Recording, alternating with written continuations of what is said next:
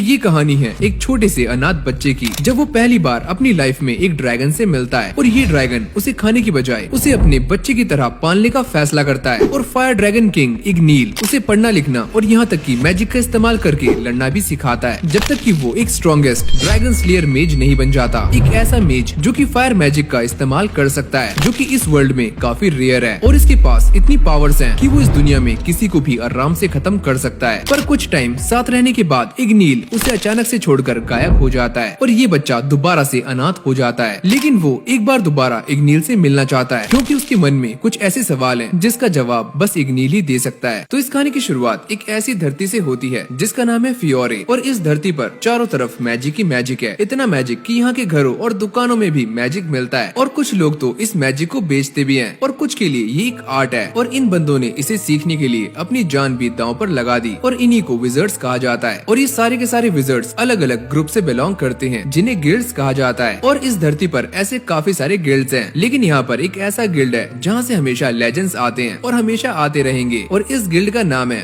Fairy tale. और ये नाम सुनने में ऐसा लग रहा है जैसे किसी छोटे से बच्चे की किताब हो जिसमें हजारों रोमांचक कहानियां हैं, और ये कहानी भी उनमें से एक है। और इसके बाद हमारा सीन चेंज होता है जहाँ पर हम अपने मेन कैरेक्टर को देखते हैं जिसका नाम होता है नात्सु। और कहानी की शुरुआत में ही ये बंदा जमीन पर लेटा हुआ है और इसके पास एक नीले कलर की छोटी सी बिल्ली होती है। और इस नीली बिल्ली को देखकर मुझे कुछ याद आ रहा है। अरे हाँ, ऐसी ही बिल्ली नोबिता के पास भी थी जिसका नाम आप सब तो जानते ही होंगे, नीचे कमेंट में लिख देना। और इस बिल्ली का नाम होता है हैप्पी। और इसके बाद हमें ये बताया जाता है कि हमारे मेन कैरेक्टर नात्सु को मोशन सिकनेस है और इसीलिए इसकी हालत इतनी ज्यादा गंदी है। और फिर अगली सीन में हम ये देखते हैं कि हैप्पी और नात्सु किसी बंदे को ढूंढने के लिए बाहर आए हुए होते हैं और इस बंदे का नाम होता है सैलामेंडर। और जब ये दोनों उसे ढूंढ रहे होते हैं तो नात्सु एक ट्रेन के अंदर बैठ जाता है और इसका दोस्त हैप्पी सिंह बाहर ही खड़ा होता है। पर तभी अचानक ये ट्रेन चल जाती है। अबे ओए, इसकी भैंस की टैट, इसका बटन किसने दबाया? और यहाँ पर नात्सु चिल्ला रहा होता है, पर ये ट्रेन चली जाती है और हैप्पी सिंह यहीं पर खड़ा हुआ उसे देख रहा होता है। और फिर अगली सीन में हम एक लड़की को देखते हैं जो कि एक मैजिकल आइटम खरीदने के लिए एक आइटम शॉप पर आई हुई होती है। और यहाँ पर एक बुढ़ा आदमी होता है जो कि उसे देखकर ये बोलता है, अरे ओए सुंदरी, क्या तुम्हें ये लेना है? इसे लेने के बाद तुम आराम से अपने कपड़ों को चेंज कर सकती हो, ये देखो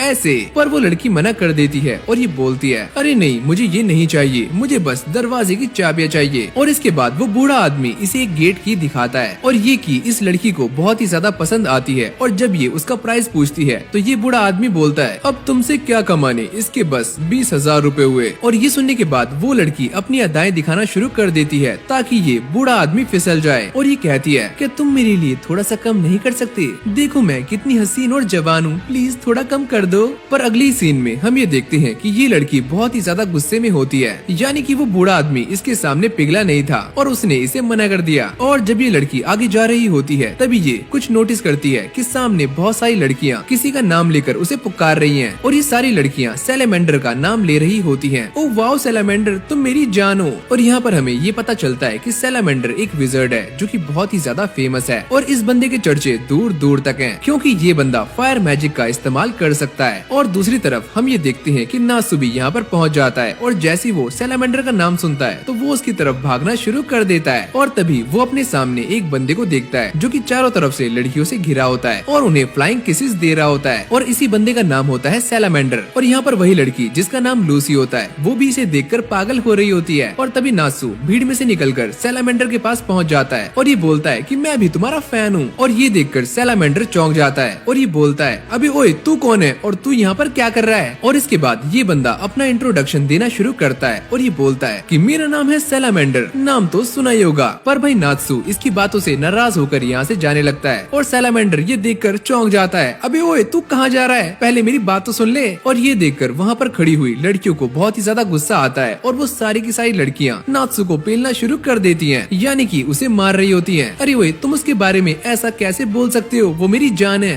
उसका नाम है सैलामेंडर, मैं तुम्हारी चटनी बना दूंगी। और इसके बाद हम ये देखते हैं कि ये बंदा यानी कि सैलामेंडर नात्सु को अपना ऑटोग्राफ देता है, पर नात्सु उसे लेने से मना कर देता है और ये सोचता है पहले पिटवा दिया और अब ये दे रहा है कागज का पन्ना, इसे तू ही रख। और जैसे ही नात्सु उसे मना करता है तो सारी की सारी लड़कियां दोबारा से उसे पकड़ लेती हैं और काफी गंदे तरीके से मारती हैं। भाई इस बंदे का तो आज दिन ही खराब है। और इतना पिटने के बाद नात्सु ये सोचता है कि पक्का ये बंदा सैलामेंडर नहीं होगा, जिसके बाद वो बंदा अपना मैजिक इस्तेमाल करता है और यहाँ से गायब हो जाता है। और फिर अगली सीन में हम ये देखते हैं कि लूसी नात्सु को एक रेस्टोरेंट के अंदर खाना खिला रही होती है और ये बंदा भूखी भेड़ियों की तरह ठूस ठूस कर खा रहा होता है। और यहाँ पर लूसी उसे ये बता रही होती है कि सैलामेंडर ने सारी की सारी लड़कियों पर चार्म मैजिक का इस्तेमाल किया है और इस स्पेल की खासियत ये है कि ये स्पेल दूसरों को अपनी तरफ अट्रैक्ट करता है। लेकिन एक सेकंड, ये स्पेल तो बैन हो चुका है, तो ये सैलामेंडर को कैसे मिला? और इसके बाद लूसी नात्सु को बताती है कि वो भी एक विजार्ड है और उसे भी एक गिल्ड ज्वाइन करना है ताकि वो मोटे पैसे कमाकर माला माल हो सके। और इसके बाद वो नात्सु को गिल्ड के बारे में इन्फॉर्मेशन देना शुरू करती है और ये कहती है कि गिल्ड एक ऐसी जगह है जहाँ पर लोग इन्फॉर्मेशन शेयर करने के लिए या फिर काम की तलाश में जाते हैं और मैं भी गिल्ड में जॉब करना चाहती हूँ ताकि मैं मोटे पैसे कमा सकूँ और माला माल हो जाऊँ। पर नात्सु को इसकी बातों से घंटा फर्क नहीं पड़ता और वो रामेन की प्लेटें खाली कर देता है। और तभी लूसी उससे पूछती है कि तुम यहाँ पर क्या कर रहे हो? नात्सु बताता है कि हम यहाँ पर एक सैलामेंडर को ढूंढने के लिए आए हैं जिसका नाम है इग्नील और वो एक ड्रैगन है। और ये सुनने के बाद लूसी चौंक जाती है और यहाँ से कल्टी मार लेती है। और फिर अगली सीन में हम लूसी को देखते हैं जो कि एक बुक पढ़ रही होती है और अंदर ही अंदर ये सोचती है कि मुझे तो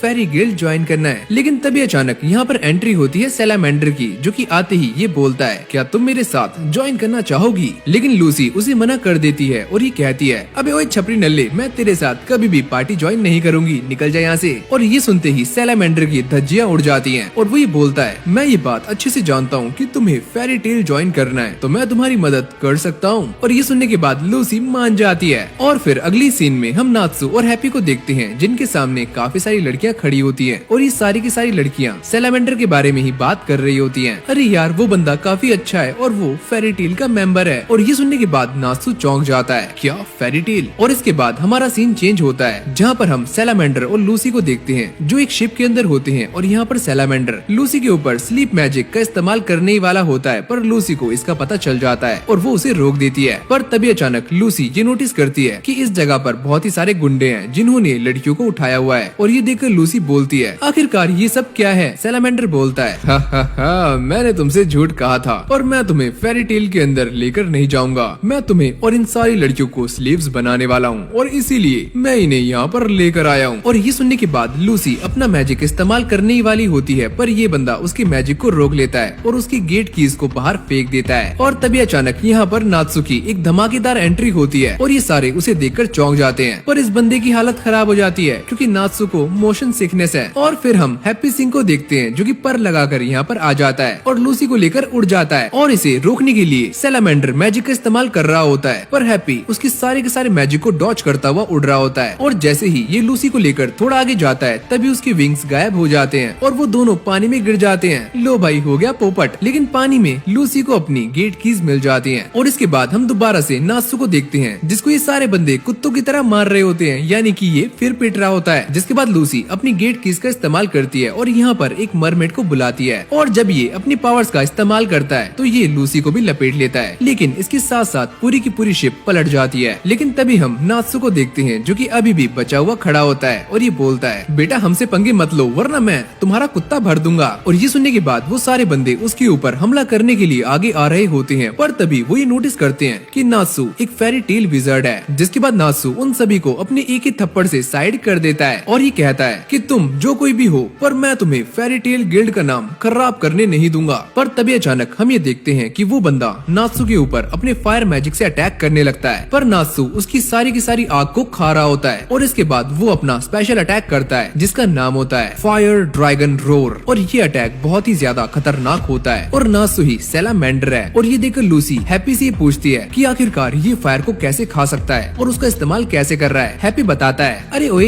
एहो जी कोई गल नहीं है, ऐस मुंडे दे कोल ड्रैगन दे लंग्स ने, यानी कि इस बंदे के पास ड्रैगन की लंग्स हैं और ये फायर को कंट्रोल कर सकता है और उसका इस्तेमाल भी कर सकता है। और यहाँ तक कि इसके पास ड्रैगन के पंजे भी हैं जिससे ये अपने दुश्मनों को मौत के घाट उतार सकता है। और यहाँ पर हैप्पी लूसी को ये बता रहा होता है कि ये सारा कुछ एक एंशिएंट स्पेल है जिसकी वजह से नात्सु के अंदर ड्रैगन की पावर्स आ सकती हैं और इसे ड्रैगन स्लेयर मैजिक कहा जाता है जो कि नात्सु को इग्नील ने सिखाया है। और तभी अचानक हम ये देखते हैं कि नात्सु फायर ड्रैगन फिस्ट का इस्तेमाल करता है और उस बंदे को काफी दूर पछाड़ देता है और इस बंदे का घंटा बच जाता है। और फिर अगली सीन में हम एक पूरी की पूरी आर्मी को देखते हैं और नात्सु लूसी को लेकर भाग रहा होता है और लूसी उससे ये पूछती है कि तुम मुझे कहाँ पर लेकर जा रहे हो? वो ये कहता है कि हम जा रहे हैं फेरी टेल। और इसके बाद हमारा सीन पलटता है और हम मैजिक काउंसिल के हेडक्वार्टर को देखते हैं और इसका नाम होता है एरा। और यहाँ पर काउंसिल फेरी टेल गिल्ड और उसके डिस्ट्रक्टिव नेचर के बारे में डिस्कस कर रहे होते हैं और ये कहते हैं कि फेरी टेल के लोग बेवकूफ हैं। और तभी उनमें से एक बोना ये बोलता है कि वो लोग भले ही बेवकूफ हो पर काफी स्ट्रॉन्ग हैं। और इसके बाद ये सारे डिसाइड करते हैं कि फेरी टेल जैसा है उसे वैसा ही छोड़ दिया जाए। और तभी उनमें से एक बंदा ये बोलता है और वैसे भी इनके बिना ये दुनिया काफी बोरिंग हो जाएगी तो इनको ऐसे ही रहने देते हैं। और फिर अगली सीन में हम ये देखते हैं कि लूसी और नात्सू फेरी टेल पहुंच जाते हैं और वो उसके गेट पर होते हैं। जिसके बाद नात्सू उसके ऊपर एक जोरदार लात मारता है और उसे खोलकर ये बोलता है कि मैं वापस आ चुका हूँ। और तभी हम यहाँ पर एक चूहे जैसी शक्ल वाले बंदे को देखते हैं जो कि नात्सू पर हंस रहा होता है और अपने दांत फाड़ रहा होता है। लेकिन तभी अचानक नात्सू इसके पास आकर इसे एक जोरदार लात मारता है और ये बोलता है कि तूने मुझे सैलामेंडर के बारे में गलत बताया था। मुझे ऐसा लगा कि वो इग्नील होगा पर वो तो कोई और निकला।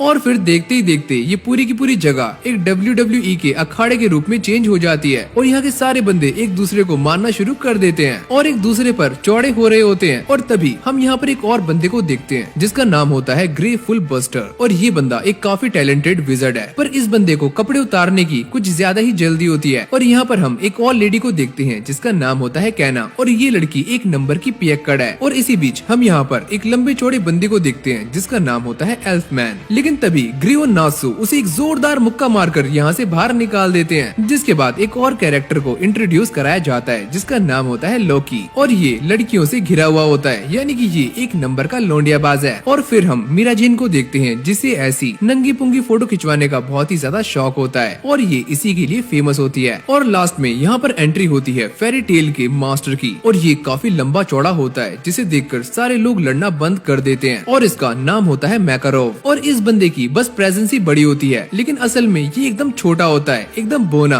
और ये फटाक से ऊपर कूदता है और उन सभी पर गुस्सा करना शुरू कर देता है और उन्हें गिल्ड के बारे में जितनी भी कंप्लेंट्स आई होती हैं वो सारी दिखाता है। लेकिन थोड़ी ही देर के बाद वो इन सभी को जला देता है और ये बोलता है कि मुझे इससे कोई फर्क नहीं पड़ता और तुम्हें भी इससे डरने की जरूरत नहीं है और तुम्हें काउंसिल के बारे में नहीं सोचना है। अगर तुम ऐसा करोगे तो तुम कभी भी प्रोग्रेस नहीं कर सकते, समझ रहे हो? और इसी से तुम नंबर 1 बनने वाले हो। और ये सुनने के बाद सारे लोग खुश हो जाते हैं। जिसके बाद हम ये देखते हैं कि लूसी के हाथ पर भी फेरी टेल मार्क लग जाता है और वो इस मार्क को नात्सू को दिखा रही होती है। लेकिन नात्सू बिल्कुल भी इंटरेस्ट नहीं दिखाता और ये बोलता है क्या गंदा लग रहा है तेरे हाथ पे ये? वो ये कहती है अबे ओए क्या बोला तू? जिसके बाद नात्सू रिक्वेस्ट बोर्ड को देख रहा होता है जिसके ऊपर काफी सारी रिक्वेस्ट लगी हुई होती है। और तभी उसे एक बच्चे की आवाज सुनाई देती है और इस बच्चे का नाम होता है रोमियो और इसकी बहन का नाम होता है जूलियट। अरे नहीं मजाक कर रहा हूँ। और ये बच्चा मैकारोव से अपने पापा के बारे में पता करता है। मुझे अपने डैड के बारे में पता करना है, वो पिछले 1 हफ्ते से गायब हैं। पर मास्टर उसे घर जाकर आराम करने के लिए बोलते हैं। और ये सारी बातें सुनकर नात्सू इमोशनल हो जाता है और वो मकाओ को ढूंढने के लिए माउंट होकाबी की तरफ निकल जाता है। और तभी लूसी ये पूछती है कि आखिरकार ये इतना दुखी क्यों है। मीरा जेन बताती है कि ये बंदा रोमियो के अंदर अपने बचपने को देखता है क्योंकि सालों पहले इसके डैड भी ऐसे ही गए थे लेकिन वापस लौट कर नहीं आए। और यहाँ पर मीरा जेन ये बता रही होती है कि नात्सू के डैड कोई और नहीं बल्कि एक ड्रैगन थे क्योंकि नात्सू को बचपन से ही एक ड्रैगन ने पाल पोस कर बड़ा किया था और यहाँ तक कि उसे सारा कुछ उसी ड्रैगन ने सिखाया था। तो वही उसके डैड हैं और उनका नाम है इग्नील। और नात्सू आज तक उनका इंतजार करता है। और फिर अगली सीन में हम ये देखते हैं कि नात्सू लूसी को लेकर माउंट होकाबे पहुंच जाता है लेकिन इस जगह पर कड़ाके की सर्दी पड़ रही होती है। जिसके बाद लूसी अपनी की का इस्तेमाल करती है और यहाँ पर होरलो जिम को बुलाती है और उसके अंदर बैठ जाती है। और जब नात्सू मकाओ को ढूंढ रहा होता है तभी उसके सामने एक अजीब सा क्रिएचर आता है जिसको ये वेल्कन कहते हैं। और जैसे वो नात्सू के ऊपर हमला करने वाला होता है तभी वो कुछ सूंघता है और लूसी की तरफ भाग जाता है और उसे पकड़कर ये बोलता है ओहो एक सुंदर लड़की, तुम मुझे काफी पसंद हो। यानी कि ये भी एक नंबर का ठरकी है। और वो लूसी को लेकर यहाँ से कल्टी मार लेता है और उसे अपनी गुफा के अंदर ले आता है और डांस करता है। अब पता नहीं इसके दिमाग में क्या खिचड़ी बन रही होगी और इसकी हरकतों को देखकर ऐसा लगता है कि ये कुछ करने के मूड में है। और जैसे ही वो लूसी के पास जाता है तभी यहाँ पर नात्सू की एंट्री हो जाती है पर आते ही वो नीचे गिर जाता है और दोबारा से खड़ा होकर ये बोलता है कि मकाओ कहाँ पर है, क्या तुम्हें उसके बारे में पता है? और यहाँ पर वेल्कन एक होल की तरफ फिंगर पॉइंट करता है और जैसे ही नात्सू वहाँ पर जाता है तो वेल्कन उसे ऊपर से नीचे धक्का दे देता है। ले बेटा मिल गया मकाओ। और इसके बाद हम दोबारा से लूसी को देखते हैं जो कि अपनी एक और की का इस्तेमाल करके यहाँ पर टॉरस टोरस को बुलाती है, लेकिन ये भी एक नंबर का ठरकी निकलता है और ये बोलता है, क्या सुंदर लड़की है, क्या तुम मेरे साथ घूमने चलोगी, हम दोनों पार्टी करेंगे, मस्ती करेंगे। और इसके बाद हम ये देखते हैं कि वेल्कन और टोरस के बीच में फाइट स्टार्ट हो जाती है और यहाँ पर टोरस अपने काफी खतरनाक अटैक्स कर रहा होता है और ये फाइट अभी चली रही होती है, लेकिन तभी अचानक यहाँ पर एंट्री होती है नासु की और वो आते ही टोरस के एक जोरदार लात मार देता है। लो भाई, इसने फिर गड़बड़ कर दी और एक लात पड़ने के बाद ही टोरस फैल जाता है और इसके बाद वेल्कन और नासु के बीच में फाइट स्टार्ट हो जाती है और जैसे ही वेल्कन उसके ऊपर हमला करता है तो नासु उसे अपने एक हाथ से रोक लेता है, जिसके बाद हम ये देखते हैं कि वेल्कन टोरस का एक्स उठा लेता है और इससे नासु के ऊपर हमला करता है और नासु उसे अपने दोनों हाथों से रोक लेता है। इसकी भैंस की टैंट, अबे क्या कर रहा है तू, मेरी जान लेगा क्या। और तभी अचानक हम ये देखते हैं कि नासु अपनी बॉडी हीट का इस्तेमाल करता है और इसे मेल्ट करना शुरू कर देता है और फिर वो दहकते हुए अंगारों को खाना शुरू कर देता है ताकि उसे एनर्जी मिले। और अब बारी आती है नासु के अटैक की और वो अपनी फायर ड्रैगन फिस्ट का इस्तेमाल करता है और एक ही मुक्के से वेल्कन को धूल चटा देता है, यानी कि उसका काम 25 कर देता है। लेकिन तभी वो दोनों ये नोटिस करते हैं कि ये वेल्कन मकाओ के अंदर ट्रांसफॉर्म हो जाता है, यानी कि ये वेल्कन पहले से ही मकाओ था और मकाओ ये बताता है कि मैंने काफी सारे वेल्कन्स को हराया था पर ये वाला मेरे ऊपर हावी हो गया और इसने मेरे ऊपर पोजेशन स्पेल का इस्तेमाल किया था। और इसके बाद हमारा सीन चेंज होता है और यहाँ पर हम रोमियो को देखते हैं जो कि स्टेज पर बैठा होता है और पुरानी बातों को याद कर रहा होता है, जहाँ पर कुछ बच्चे उसे चिढ़ा रहे होते हैं और ये कहते हैं कि विज़र्ड्स कुछ नहीं होते, ये बस एक मजाक है और इनसे कुछ नहीं होता। और इन्हीं सारी बातों की वजह से रोमियो ने अपने डैड को इस जॉब के लिए कहा था और वो ये सारी बातें सोचकर रेग्रेट फील कर रहा होता है और रोने लगता है। लेकिन तभी अचानक उसके सामने नासु आ जाता है और उसे आवाज लगाता है, ओए ये देख तेरे डैड, मैं इन्हें लेकर आ गया हूँ। और अपने डैड को देखकर रोमियो बहुत ही ज्यादा खुश होता है और उन्हें गले से लगा लेता है। और जब लूसी और नासु यहाँ से जा रहे होते हैं तभी रोमियो उन्हें पीछे से आवाज लगाता है और ये बोलता है, मेरे डैड को वापस लाने के लिए शुक्रिया।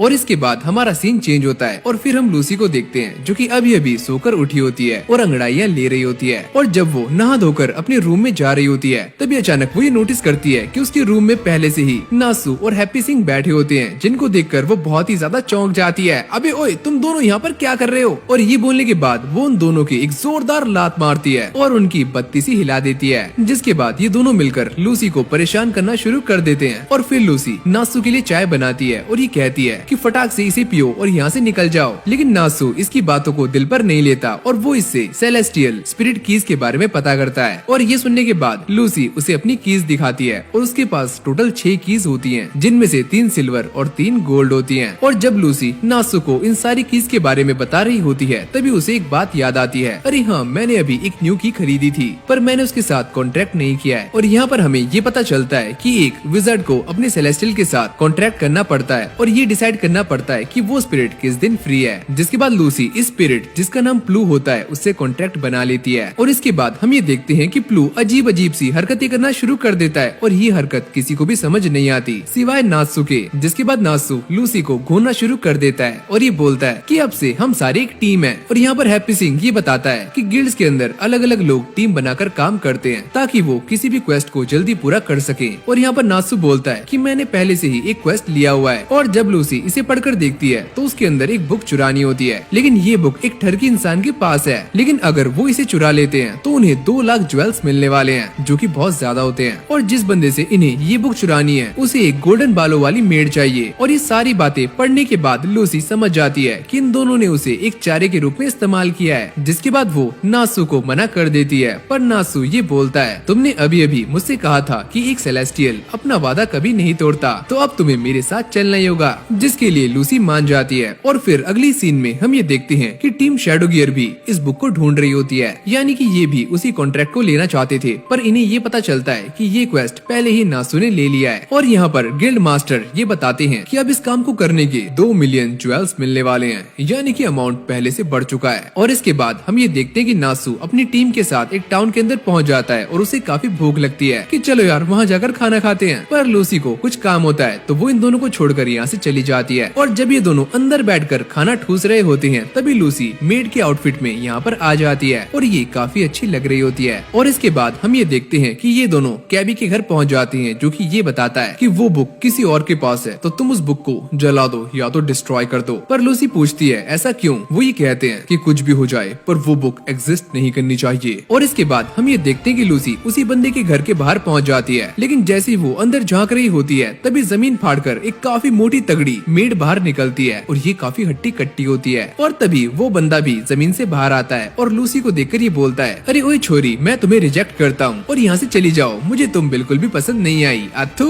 और वो ये कहता है कि मैं बस सबसे सुंदर लड़कियों को ही काम पर रखता हूँ, जैसे कि ये देखो मेरा ग्लैमर। और ये लड़कियां कम जानवर ज्यादा लग रही होती हैं। यानी कि इन दोनों का ये प्लान फेल हो जाता है और लूसी बैठकर रो रही होती है क्योंकि उस बंदे ने इसे काफी भद्दी बोला होता है। नेस्सू कहता है कि हमें दूसरा प्लान ट्राई करना होगा, जिसके बाद ये दोनों इवानो के घर में घुसने की कोशिश कर रहे होते हैं और बड़ी चालाकी से घर के अंदर घुस जाते हैं और आसपास के कमरों में छानबीन करना शुरू कर देते हैं। और लूसी को यहाँ पर सोने से बना हुआ एक टॉयलेट मिलता है जिसके अंदर उसी बंदे की फोटो होती है। और तभी अचानक हम ये देखते हैं कि वहाँ पर वही 4 सुंदर मेड्स आ जाती हैं और चारों की चारों उन पर अटैक कर देती हैं। और तभी वो मोटी तगड़ी मेड नासू के ऊपर आकर गिर जाती है, पर नासू उसे नीचे गिरने से पहले ही रोक लेता है और उठाकर साइड फेंक देता है। अबे यार कितनी भारी थी ये। और इन सबको धूल चटाने के बाद ये सारे लाइब्रेरी पहुँच जाते हैं और उस बुक को ढूंढ रहे होते हैं, पर अचानक से नासू को वही बुक मिल जाती है जिसकी उन्हें तलाश थी। और जैसे ही नासू उसे जलाने वाला होता है तभी लूसी ये चेक करती है कि इस बुक को कैमुजेलियन ने लिखा होता है और वो ये कहती है कि मैं इसकी काफी बड़ी फैन हूँ और मुझे ये बुक पढ़नी है, तो तुम इसे मत जलाओ। लेकिन तभी अचानक यहाँ पर एंट्री होती है उसी बंदे की और वो लूसी से इस बुक को लेने के लिए कहता है, लेकिन लूसी इस बुक को खोल लेती है और उसे पढ़ना शुरू कर देती है। और ये देखकर इवानो को बहुत ही ज्यादा गुस्सा आता है, जिसके बाद वो वैनिश ब्रोस को बुलाता है। जिसके बाद लूसी नासू को उन दोनों को रोकने के लिए कहती है और ये कहती है कि इस बुक में पक्का कोई न कोई सीक्रेट है। और ये बोलने के बाद लूसी यहाँ से भाग जाती है और वो बंदा भी लूसी के पीछे निकल जाता है। और अब यहाँ पर वैनिश ब्रदर्स और नासू बचते हैं और वैनिश ब्रदर्स उससे बोलते हैं कि तुम एक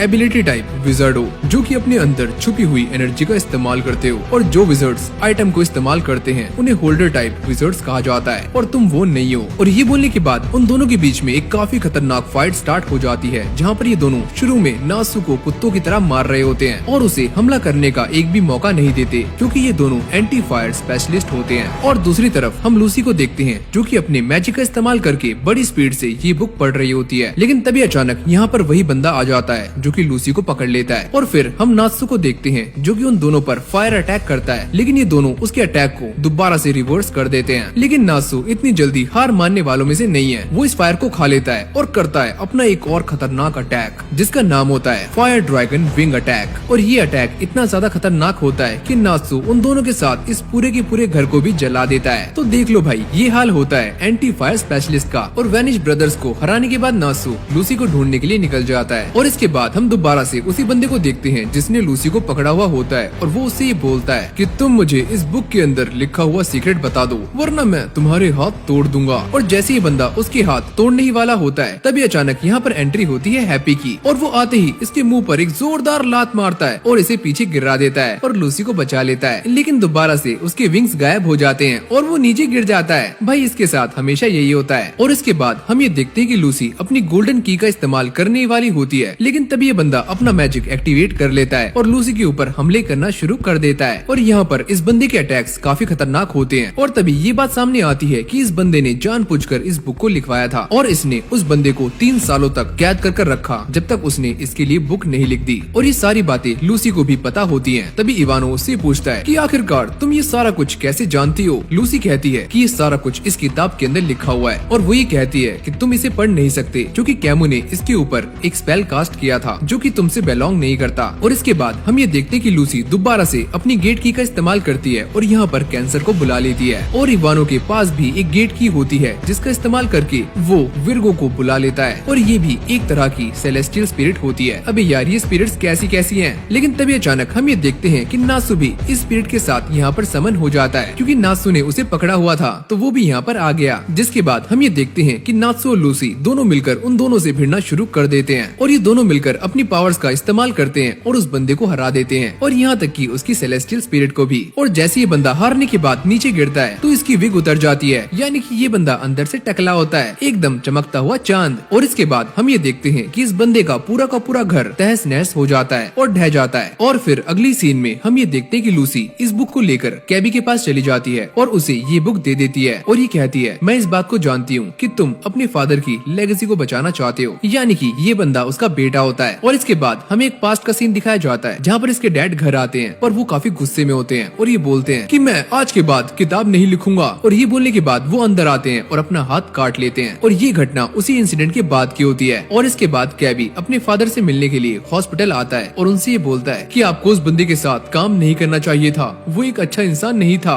पर वो ये कहते हैं कि मुझे इसके ज्यादा पैसे मिलने वाले थे और मैं इस बुक को लिखते हुए बस तुम्हारे बारे में ही सोच रहा था। और ये सुनने के बाद कैबी बहुत ही ज्यादा इमोशनल हो जाता है और वो यहाँ से चला जाता है। और कुछ टाइम के बाद कैमो यानी कि उसके डैड की मौत हो जाती है। और इसके बाद हमारा सीन दोबारा से प्रेजेंट में आता है, जहाँ पर कैबी ये बता रहा होता है कि कुछ टाइम बाद मेरा गुस्सा पछतावे में चेंज हो गया। इस बुक की वजह से उन्हें काफी दुख सहना पड़ा, तो इसीलिए मैं इसे डिस्ट्रॉय करना चाहता हूँ। और जैसे वो इसे डिस्ट्रॉय करने के लिए इसमें आग लगाने वाले होते हैं, तभी ये बुक ग्लो करना शुरू कर देती है और इसके ऊपर लिखे हुए लेटर्स डे ब्रेक से चेंज होकर डियर कैबी बन जाते हैं। और इस बुक के अंदर जो भी लिखा होता है वो धीरे धीरे चेंज होना शुरू हो जाता है। लूसी कहती है कि उन्होंने ये बुक तुम्हारे लिए लिखी थी। और यहाँ पर एक बात और सामने आती है कि कैमो ने अपना हाथ इसीलिए नहीं काटा था क्योंकि वो शेम फील कर रहे थे। उन्होंने ये हाथ इसीलिए काटा था क्योंकि उन्होंने अपनी सबसे बेस्ट राइटिंग कंप्लीट कर ली थी, जो कि उन्होंने अपने बेटे के लिए लिखी थी। और ये सारी बातें सुनने के बाद नात्सु कहता है कि आपको हमें पैसे देने की जरूरत नहीं है क्योंकि हमारा काम था बुक को डिस्ट्रॉय करना और हमने बुक को डिस्ट्रॉय नहीं किया, तो हम आपसे पैसे नहीं ले सकते। और वो बिना पैसे लिए हुए यहाँ से जा रहा होता है, लेकिन लूसी उसके ऊपर काफी गुस्सा कर रही होती है और वो ये कहता है कि ये बात मुझे पहले से ही पता थी कि वो बंदा अमीर नहीं है, उसने बस अपने पिता की लेगेसी को बचाने के लिए ये सब किया था। और वैसे भी ये सारा कुछ उसने अपने डैड के लिए किया था, तो मैं उससे पैसे कैसे ले सकता हूँ? ना ना ना, ये मेरे उसूलों के खिलाफ है। और फिर अगली सीन में हम ये देखते हैं कि ये तीनों अपने घर जा रहे होते हैं, पर तभी नात्सु को झाड़ियों में कुछ दिखता है और ये चमकीली आंखें उसे ही देख रही होती हैं। और ये बंदा कोई और नहीं बल्कि ग्रे होता है और वो झाड़ियों से बाहर आता है और ये दोनों लड़ना शुरू कर देते हैं। एंड भाई इन दोनों की कभी भी नहीं पड़ती।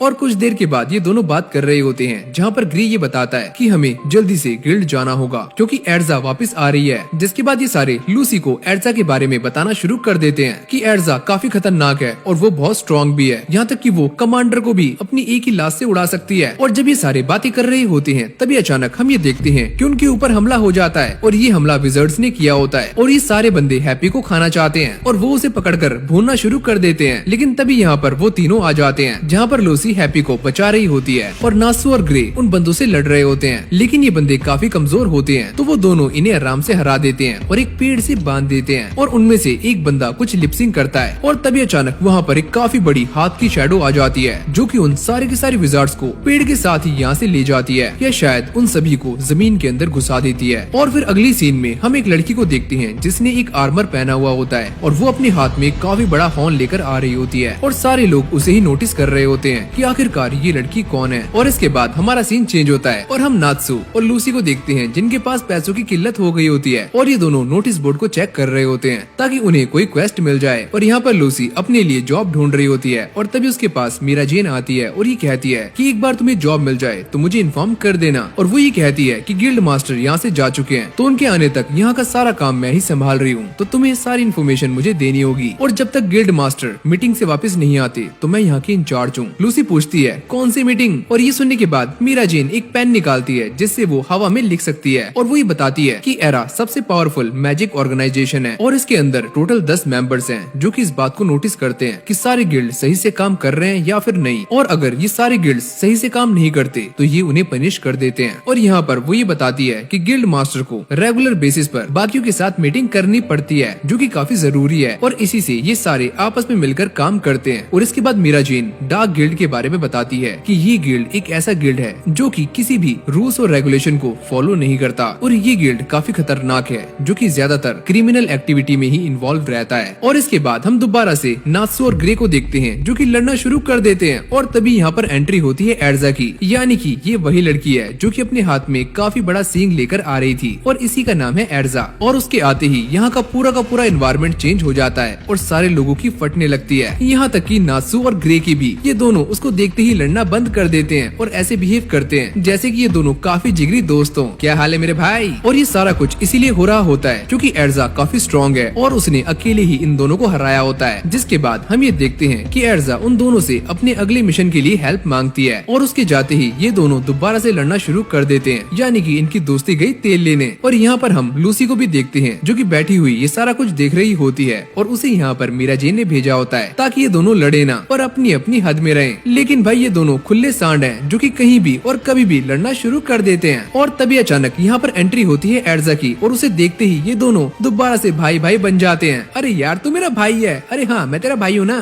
और इसके बाद एर्जा लूसी से बात करना शुरू कर देती है और ये दोनों आराम से खड़े होते हैं। और जैसे वो अपना मुंह पीछे करती है तो ये दोनों दोबारा से लड़ना शुरू कर देते हैं। और फिर अगली सीन में हम ये देखते हैं कि जब ये सारे अपने अगले मिशन के लिए ट्रेन में जा रही होती हैं तो नात्सु को दोबारा से मोशन सिकनेस हो जाती है और ये देखकर एर्जा उसके पेट में एक जोरदार मुक्का मारती है और उसे बेहोश कर देती है ताकि उसकी जर्नी आराम से निकल जाए। और इसके बाद ग्रे एर्जा से उसके मिशन के बारे में पूछता है कि आखिरकार प्लान क्या है। एर्जा बताती है कि मुझे ऐसा लगता है कि डार्क वर्ल्ड इस बार काफी कुछ गंदा प्लान कर रहा है और उसके इरादे ठीक नहीं है और वो एक मैजिक आइटम को ढूंढ रहे हैं और हमें उन्हें रोकना होगा। और इसके बाद हम ये देखते हैं कि ये सारे ओनिबस स्टेशन पर पहुंच जाते हैं पर तभी इन्हें ये याद आता है कि नात्सु ट्रेन के अंदर छूट गया है और तभी ये ट्रेन निकल जाती है और नात्सु इसी ट्रेन के अंदर होता है। और इसके बाद हम नात्सु को देखते हैं जिसे होश आ गया होता है, लेकिन तभी वो ये नोटिस करता है कि उसके सामने एक और बंदा खड़ा है और ये बंदा आइसन वर्ल्ड का एक विजार्ड है जिसका नाम है कागेयामा। और ये बंदा छूटते ही नात्सु के मुंह पर एक जोरदार लात मारता है और इसके बाद नात्सु को बहुत ही ज्यादा गुस्सा आता है और वो अपने मैजिक का इस्तेमाल करने वाला होता है पर मोशन सिकनेस की वजह से उसका मैजिक फेल हो जाता है। और तभी कागेयामा अपना मैजिक इस्तेमाल करता है और नात्सु पर एक के बाद एक हमले करना शुरू कर देता है और उसे नीचे गिरा देता है। पर तभी अचानक हम ये देखते हैं कि ये ट्रेन रुक जाती है क्योंकि एर्जा ने इमरजेंसी लीवर नीचे कर दिया होता है। जिसके बाद हम दोबारा से नात्सु को देखते हैं जिसे एक अजीब सी छड़ी दिखाई देती है जिसके ऊपर एक खोपड़ी बनी होती है और उसकी 3 आंखें होती हैं और असल में ये एक छड़ी नहीं बल्कि फ्लूट है। और तभी कागेयामा उसको उठा लेता है और जैसे ही नात्सु उसके ऊपर हमला करता है तो कागेयामा अपनी पावर्स का इस्तेमाल करके अपने आप को डिफेंड कर लेता है और वो बाल बाल बचता है। और अगर गलती से भी ये अटैक उसके लगता तो उसके बाल बाल भी नहीं बचते। और तभी ये अनाउंसमेंट होती है कि यात्रीगण कृपया ध्यान दें, ये ट्रेन दोबारा से चलने वाली है। और ये सुनने के बाद नात्सु उससे ये बोलता है अगर तुझे इतना ही लड़ने का शौक है तो चल आप बाहर। और दूसरी तरफ हम ये देखते हैं कि एर्जा उन सभी को लेकर नात्सु को ढूंढने के लिए निकल जाती है और ये सारे एक मैजिक 4 व्हीलर पर जा रहे होते हैं। और जैसे ही ट्रेन दोबारा से स्टार्ट होती है तो नात्सु इस ट्रेन से उड़ जाता है और वो सीधा आकर ग्रे से टकराता है और उसके पट से हेडशॉट मार देता है और ये दोनों नीचे गिर जाते हैं, यानी कि दोबारा से ये दोनों भिड़ने वाले हैं। और फिर अगली सीन में हम ये देखते हैं कि नात्सु इन सभी को ट्रेन में जो हुआ वो सारा कुछ बताना शुरू कर देता है। और ये सारी बातें सुनने के बाद एर्जा उसके मुंह पर एक जोरदार थप्पड़ मारती है और ये कहती है तुम्हें उसे रोकना चाहिए था बेवकूफ, तुमने ऐसा क्यों नहीं किया। पर नात्सु को ये बात समझ नहीं आती कि एर्जा ने आखिरकार उसे क्यों मारा क्योंकि ये बंदा पूरे रास्ते ट्रेन में सोते हुए आ रहा था तो इसे प्लान के बारे में कुछ भी पता नहीं होता। जिसके बाद नात्सु उन सभी को उस फ्लूट के बारे में बताता है जिसकी 3 आंखें थी। लूसी बताती है कि ये चीज काफी अजीब है और ये एक तरह का डेथ मैजिक है। और फिर अगली सीन में हम ये देखते हैं कि आइसन वर्ल्ड के काफी सारे विजर्ड्स ने ट्रेन को रोक लिया है और वो सारे इस ट्रेन को खाली कर रहे होते हैं। पर तभी अचानक ट्रेन से कागेयामा नीचे उतरता है और वो उतरते ही अपने एक साथी से जिसका नाम एरिगोर होता है उससे ये बोलता है कि फाइनली मैंने सील को तोड़ दिया है। और ये बोलते ही वो इस फ्लूट को एरिगोर को दे देता है जिसे देखकर वो ये कहता है कि पहले ये फ्लूट एक नॉर्मल फ्लूट थी लेकिन अब ये एक डेथ फ्लूट बन चुकी है जिसे हम डीमन फ्लूट भी कहते हैं। और इस फ्लूट की खासियत ये है कि अगर इसे बजाया गया तो इसे सुनने वाला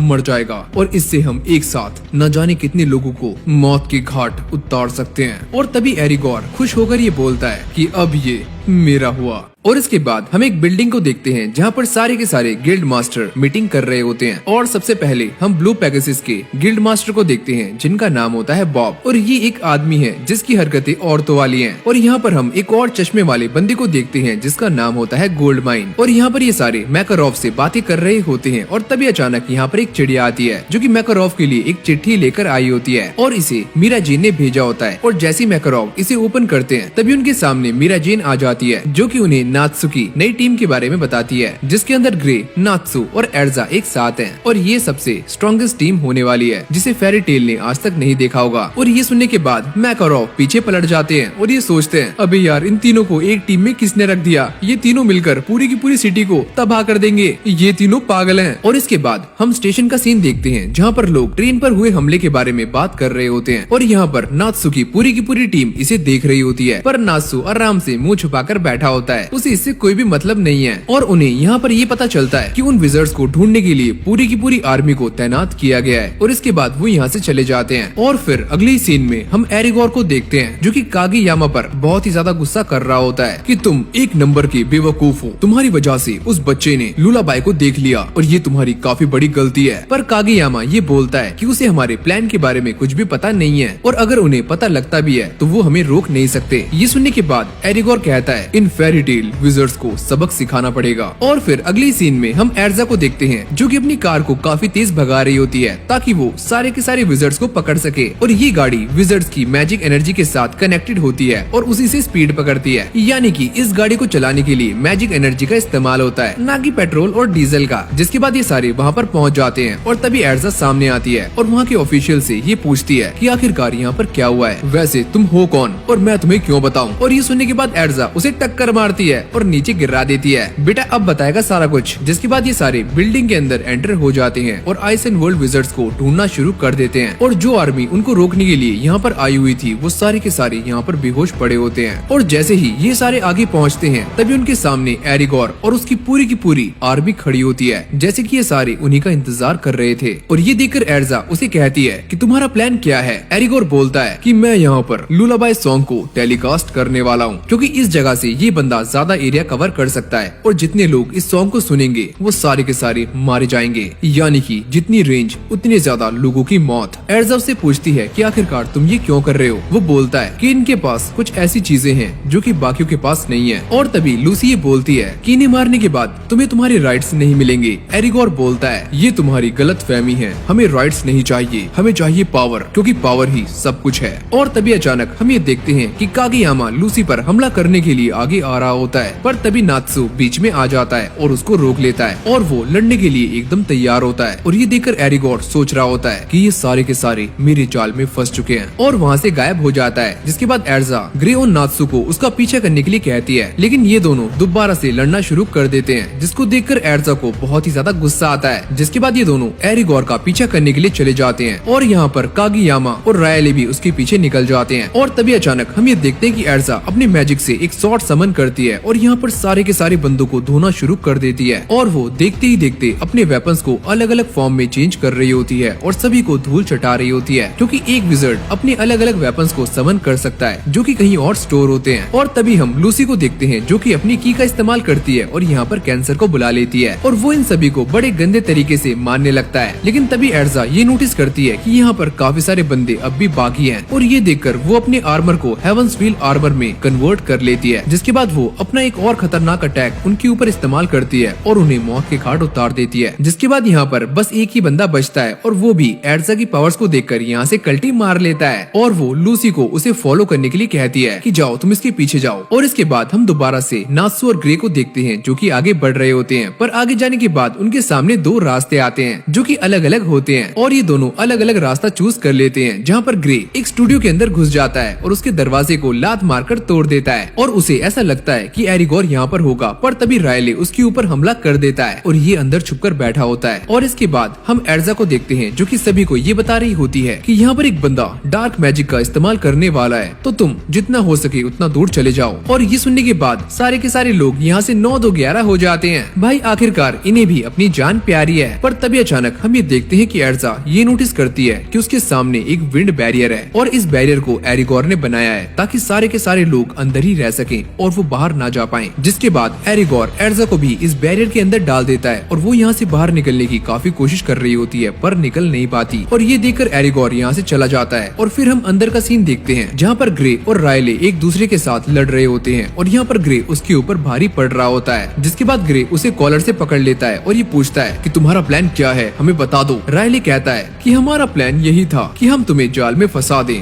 और यही हुआ, तुम सारे फंस गए हो। और यहाँ पर वो ग्रे को भी पकड़ लेता है और फिर रायले ये बोलता है कि जब लूलाबाई सॉन्ग बजेगा तो हमारा बदला पूरा हो जाएगा, तुम बस देखते जाओ। और फिर अगली सीन में हम एर्जा को देखते हैं जो कि आइस एंड वर्ल्ड के बंदों से बातचीत कर रही होती है ताकि उसे कुछ पता लग सके। और तभी अचानक यहाँ पर ग्रे आ जाता है जो कि एर्जा को एरिगोर के असली प्लान के बारे में बताता है कि आखिरकार उसका मकसद क्या है। और ये सारी बातें सुनने के बाद एर्जा शॉक्ड हो जाती है। और जब ये दोनों बातें कर रहे होते हैं तभी एर्जा को एक बात याद आती है कि मैंने ऐसा सुना था कि कागी नाम के एक बंदे ने लूलाबाई सील को तोड़ दिया है, यानी कि वो बंदा विंड बैरियर को भी तोड़ सकता है। तो हमें उसे जल्दी ढूंढना होगा और वही हमारे काम आ सकता है। लेकिन ये सारी बातें आइसन वर्ल्ड का एक विजार्ड लेटे लेटे सुन लेता है और वो अपने साथी को कागेयामा को ढूंढने के लिए भेज देता है। और इसके बाद हम नात्सु को देखते हैं जो कि एरिगोर को ढूंढने के चक्कर में पूरे के पूरे स्टेशन को तबाह कर रहा होता है। लेकिन तभी अचानक उसके पीछे से कागेयामा आ जाता है और उसके ऊपर हमला कर देता है। और यहाँ पर नात्सु उससे एरिगोर के बारे में पूछता है, पर कागेयामा ये बोलता है कि अगर तुम्हें उसके बारे में जानना है तो पहले मुझसे लड़ना होगा, तो चलो आओ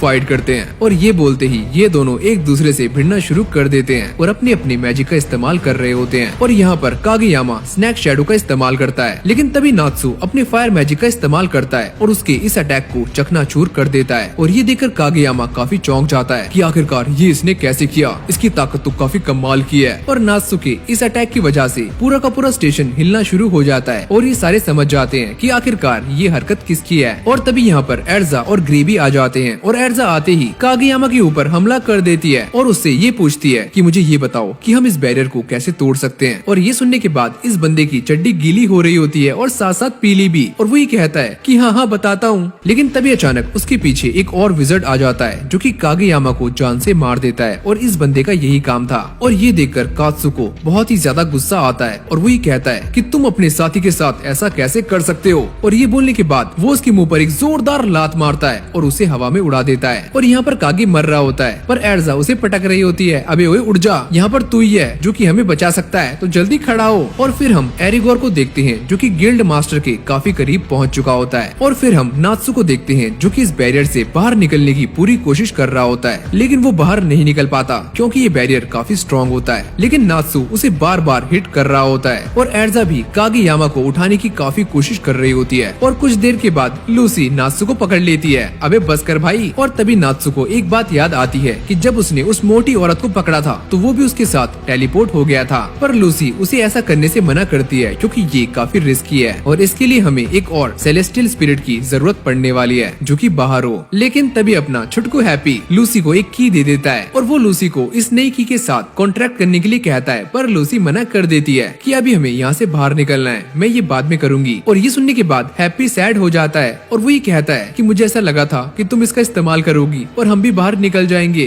और ये सारी बातें सुनने के बाद लूसी इस की का इस्तेमाल करती है और अपने सामने विर्गो को समन करती है, पर इस बार विर्गो काफी अलग लग रहा होता है। I mean, लग रही होती है, ये तो एक लड़की है, यानी कि ये बंदा अपने आप को उस फॉर्म के अंदर चेंज कर लेता है जो कि इसके मास्टर को ज्यादा पसंद आती है। जिसके बाद लूसी उसे यहाँ पर एक गड्ढा करने के लिए कहती है ताकि वो सारे यहाँ से बाहर निकल सकें। और ये सुनने के बाद विग्रो यहाँ पर गड्ढा करना शुरू कर देती है और जब ये सारे यहाँ से जा रहे होते हैं तभी नात्सु कागेयामा को अपने साथ ला रहा होता है और ये कहता है कि मैं जानता हूँ कि ये मेरा एनिमी है, पर मैं इसे यहाँ पर ऐसे नहीं छोड़ सकता। जिसके बाद ये सारे इस बैरियर से बाहर निकल जाते हैं, पर तभी ये नोटिस करते हैं कि नात्सु और हैप्पी यहाँ से गायब हैं और ये दोनों उड़कर एरिगोर के पास जा रहे होते हैं। और जैसे नात्सु उसके पास पहुँचता है तो वो उसे एक जोरदार लात मारता है और उसे नीचे गिरा देता है। और फिर हम बाकी सब बंदों को देखते हैं जो कि कागेयामा को लेकर अपनी मैजिकल टैक्सी यानी कि कार में जा रहे होते हैं और ग्रे कागेयामा को समझाने की काफी कोशिश कर रहा होता है और उसकी बातें सुनकर कागेयामा चौंक जाता है। और फिर अगली सीन में हम ये देखते हैं कि एरिगोर और नात्सु एक दूसरे के आमने सामने होते हैं, जहाँ पर एरिगोर उसके ऊपर भारी पड़ रहा होता है और यहाँ पर हैप्पी भी उसकी हेल्प नहीं कर पाता क्योंकि उसने काफी ज्यादा मैजिक यूज कर लिया होता है। और तभी अचानक हम ये देखते हैं कि एरिगोर नात्सु के ऊपर एक जोरदार हमला करता है और नात्सु नीचे खाई में गिर रहा होता है। और तभी उसे एक पुरानी बात याद आती है और यहाँ पर उसके सामने एक बंदा होता है जो कि उसे ये बोल रहा होता है, सुनो बच्चे, तुम जैसे चाहो अपनी फायर को कंट्रोल कर सकते हो, पर इस चीज को सीखने के लिए तुम्हें काफी मेहनत करनी होगी। लेकिन अगर एक बार तुमने ये सीख लिया तो विंड और वाटर मैजिक तुम्हारा कुछ नहीं बिगाड़ सकते। और तभी अचानक हम ये देखते हैं कि नात्सु अपने फायर मैजिक का इस्तेमाल करता है और उसकी हेल्प से ऊपर आ जाता है और ये देखकर एरिगोर काफी चौंक जाता है कि आखिरकार ये कैसे कर रहा है। जिसके बाद नात्सु फायर ड्रैगन रोर का इस्तेमाल करता है, लेकिन एरिगोर उसको रोक लेता है और इसके बाद एरिगोर अपने सबसे खतरनाक अटैक्स करना शुरू करता है जो कि होते हैं स्टॉर्म अटैक, और नात्सु इसके सामने कुछ भी नहीं कर पाता। और तभी एरिगोर उससे ये बोलता है है, अगर तुम गलती से भी मेरे पास आए तो तुम्हारी सारी की सारी आग हवा बन जाएगी और तुम्हें ये बात पता होनी चाहिए कि फायर मैजिक विंड मैजिक को हरा नहीं सकता,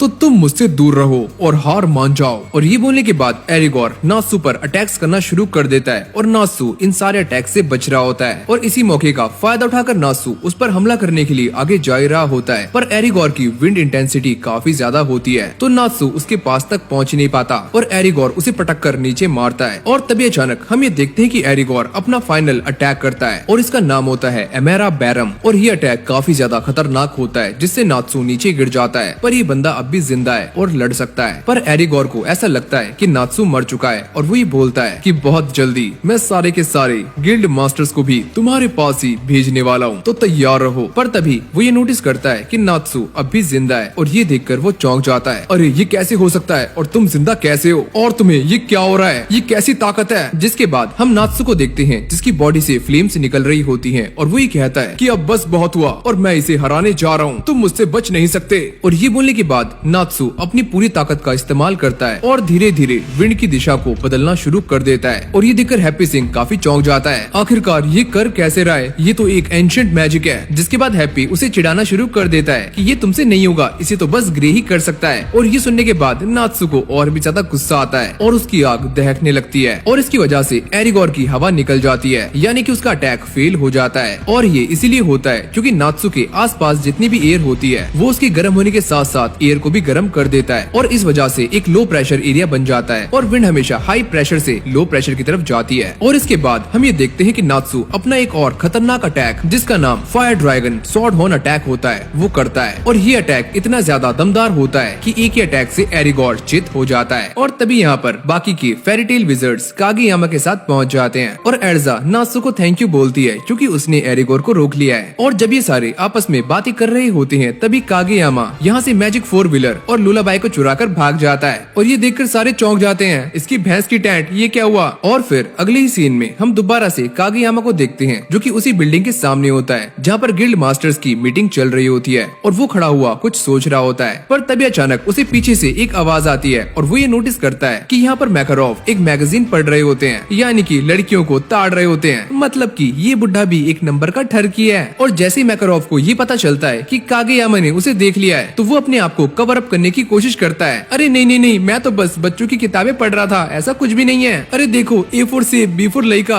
और C फॉर कुत्ता। पर कागेयामा उससे ये बोलता है कि तुम जो भी देखो मुझे इससे कोई भी मतलब नहीं है, और वैसे मैं तुम्हें इस फ्लूट पर अरिजीत सिंह का गाना सुनाना चाहता हूँ, क्या तुम सुनना चाहोगे। मैकारोव बोलता है कि हाँ हाँ सुन ही लेंगे। और जैसे ही कागेयामा इस फ्लूट को बजाने वाला होता है तभी उसे अपने साथ हुए सारे के सारे अच्छे और बुरे मोमेंट्स याद आते हैं। और तभी अचानक यहाँ पर एंट्री होती है नात्सू और उसकी टीम की और वो उसे रोकने के लिए आगे जा ही रहे होते हैं। पर तभी अचानक यहाँ पर एंट्री होती है बॉब की और ये वही बंदा है जो कि थोड़ा लड़कियों की तरह है, यानी कि मीठा है। और थोड़ी देर के बाद यहाँ पर मास्टर गोल्ड माइन भी आ जाते हैं और ये दोनों उन्हें आगे जाने से रोक रहे होते हैं। और इसके बाद हम दोबारा से कागेयामा को देखते हैं जो कि ये बोलता है कि मुझे बस एक बार इसे बजाने दो और सारा कुछ चेंज हो जाएगा। मैकारोव कहते हैं कि कुछ भी चेंज नहीं होने वाला, जो वीक है वो वीक ही रहेगा, चाहे कुछ भी कर लो। जिसके बाद मैकारोव कागेयामा को समझाना शुरू कर देते हैं कि ये नेचर का नियम है, जो कमजोर है उसे अपनी चीजों को एक्सेप्ट करना चाहिए और अपने आप को स्ट्रॉन्ग बनाना चाहिए। और हमारी लाइफ में फ्रेंड्स काफी इंपॉर्टेंट होते हैं जिनके साथ मिलकर हम स्ट्रॉन्ग बनते हैं और किसी भी मुसीबत का सामना कर सकते हैं। और ये सारी बातें कागेयामा बड़ी गौर से सुन रहा होता है। और सुनो कागेयामा, अगर तुम अपने आप पर विश्वास रखते हो तो एक न एक दिन तुम्हारी इनर स्ट्रेंथ अपने आप ही बाहर आ जाएगी, बस तुम्हें अपने आप पर यकीन रखना है और इसके लिए तुम्हें एक सही रास्ता चुनना है। और ये बेकार सी फ्लूट तुम्हारे आड़े आ रही है तो इसको फेंक दो। और ये सुनने के बाद कागेयामा इस फ्लूट को फेंक देता है और ये देखकर सारे लोग हैरान हो जाते हैं। और यहाँ पर कागेयामा अपने आप को सरेंडर कर देता है, जिसके बाद सारे के सारे मैकारोव के पास आते हैं और उसकी तारीफ करना शुरू कर देते हैं, अरे वाह आप तो कमाल हो सर जी। लेकिन तभी अचानक हम ये देखते हैं कि इस फ्लूट के अंदर से अजीब सी डार्क एनर्जी निकलनी शुरू हो जाती है और धीरे धीरे ये फ्लूट अपना असली रूप दिखाना शुरू कर देती है। जिसके बाद ये फ्लूट एक काफी बड़ा जायंट मॉन्स्टर बन जाती है जो दिखने में काफी खतरनाक होता है। तो मेरे सामने इतने सारे लोग हैं तो मैं किसका सोल पहले खाऊं, क्या तुम्हारा, बताओ मुझे। जिसके बाद हम ये देखते हैं कि नात्सू, एर्जा और ग्रे उससे लड़ने के लिए आगे चले जाते हैं, पर ये बंदा काफी खतरनाक होता है और काफी स्ट्रॉन्ग भी। और ये तीनों अपनी पूरी ताकत का इस्तेमाल कर रहे होते हैं, जिसको देखकर सारे लोग चौंक जाते हैं और इस मॉन्स्टर की बैंड बज रही होती है। लेकिन ये मॉन्स्टर दोबारा से लुलाबाई सॉन्ग बजाने की कोशिश करता है ताकि ये सभी को मौत की नींद सुला सके, लेकिन इसकी हालत पहले से काफी गंदी होती है और फ्लूट यानी कि इसके बॉडी पार्ट्स पहले ही टूट चुके होते हैं। तो फ्लूट की आवाज काफी गंदी आती है, जैसे कि किसी ने पाद मार दिया हो। अरे ये मेरे साथ क्या हुआ और मैं फ्लूट क्यों नहीं बजा सकता? और ये सारा कुछ नात्सु और उसकी टीम की वजह से हुआ होता है और उन्होंने इसके अंदर इतने छेद कर दिए होते हैं कि कंफ्यूज होता है कि सांस कहां से ले और फ्लूट कहां से बजाए। और ये देखकर वो मॉन्स्टर काफी गुस्सा होता है और सभी के ऊपर दोबारा से हमले करना शुरू कर देता है। पर तभी ग्रे बीच में आ जाता है और उन सभी को बचा लेता है, जिसको देखकर सारे लोग खुश हो जाते हैं। अरे वाह, ये कितना स्मार्ट है। और नात्सु इस पूरी की पूरी फायर को कंज्यूम कर लेता है, यानी कि खा लेता है। और इसके बाद हम ये देखते हैं कि एर्जा, नात्सु और ग्रे अपने सबसे खतरनाक अटैक्स करते हैं और ये अटैक काफी दमदार होते हैं। और इन तीनों के कॉम्बिनेशन से उस मॉन्स्टर की पैंट गीली हो जाती है। मैं जानता हूँ कि इसने पैंट नहीं पहनी है, पर कुछ तो पीला पीला निकलता है और ये उसे हरा देते हैं। जिसके बाद सारे के सारे गिल्ड मास्टर्स इनकी तारीफ करना शुरू कर देते हैं। अरे वाह, तुमने काफी अच्छा काम किया। लेकिन तभी अचानक वो ये नोटिस करते हैं कि पीछे से कॉन्फ्रेंस हॉल गायब है, यानी कि इन्होंने उसे भी उड़ा दिया है। और ये देखकर मैकारोव बहुत ही ज्यादा गुस्सा होते हैं। अबे ओए, ये तुमने क्या कर दिया? और सारे के सारे गिल्ड मास्टर्स उनके पीछे भागना शुरू कर देते हैं। तो इसी के साथ हमारे इस चैनल की पहली वीडियो यहीं पर एंड हो जाती है। अगर आपको ये वाली वीडियो अच्छी लगी हो तो वीडियो को लाइक करके चैनल को सब्सक्राइब जरूर से कर लेना, क्योंकि इस वाले चैनल पर आपको ऐसे ही अमेजिंग वीडियोस मिलने वाली हैं। एंड आई होप कि आप सब मुझे इस चैनल पर पूरा सपोर्ट दिखाओगे, जिसके लिए आपको वीडियो को लाइक करके चैनल को सब्सक्राइब कर लेना है। और अगले पार्ट के लिए आप मुझे नीचे कमेंट कर देना, मैं आपके लिए काफी जल्दी सेकंड पार्ट लेकर आ जाऊंगा। और आपको ये एनिमे कैसी लगी मुझे नीचे कमेंट में जरूर से बताना। तो इसी के साथ इस वीडियो को यहीं पर एंड करते हैं और मैं मिलता हूँ आपसे नेक्स्ट वीडियो में। तब तक के लिए कीप वॉचिंग एनिमेट।